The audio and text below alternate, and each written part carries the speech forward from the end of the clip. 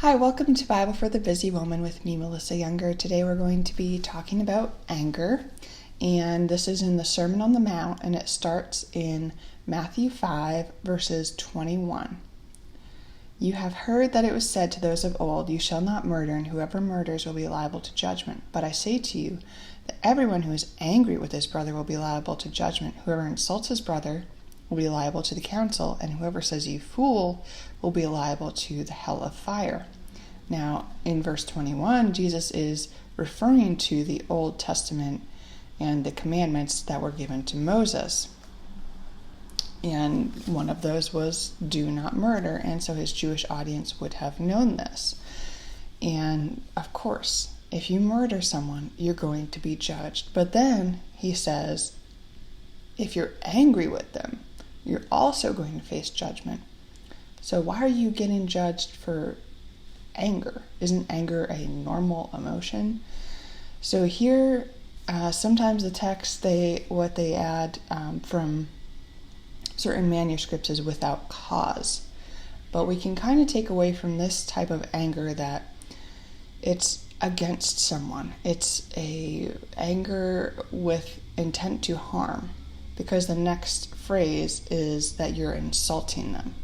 So if you're angry at them to the point that you're insulting them and demeaning their personhood, calling someone a fool, you're not saying you did something foolish. You're saying you are a fool. That is part of who you are.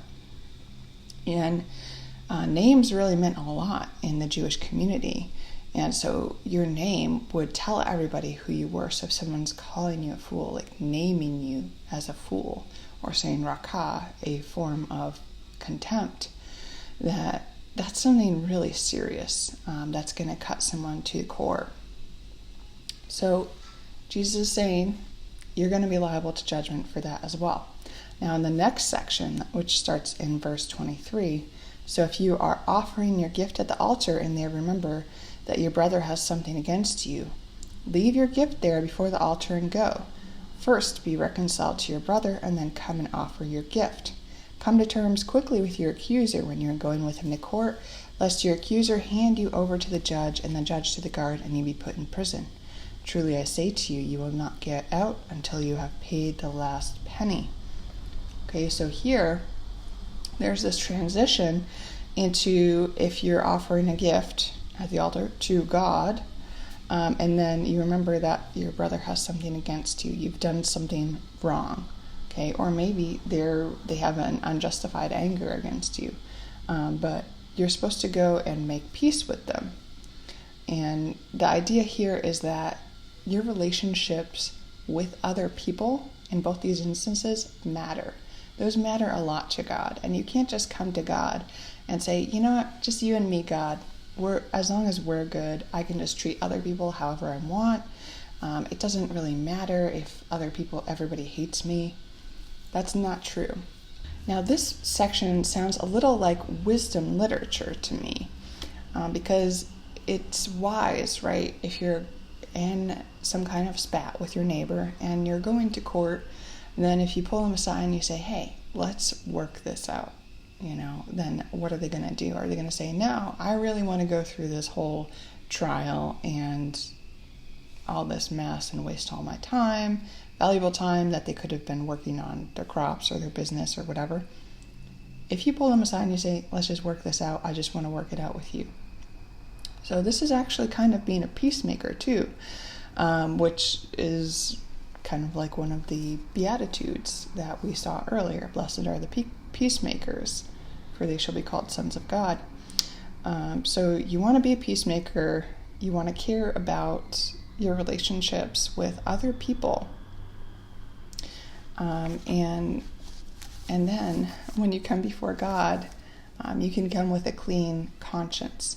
So the application for today is, are there times when you're getting angry with others? Maybe angry without cause, like some manuscripts say, or maybe you're just getting angry with them to the point that you want revenge, or you want to make them hurt, or you want to say something, or you have said something horrible to someone, that you need to be reconciled to them.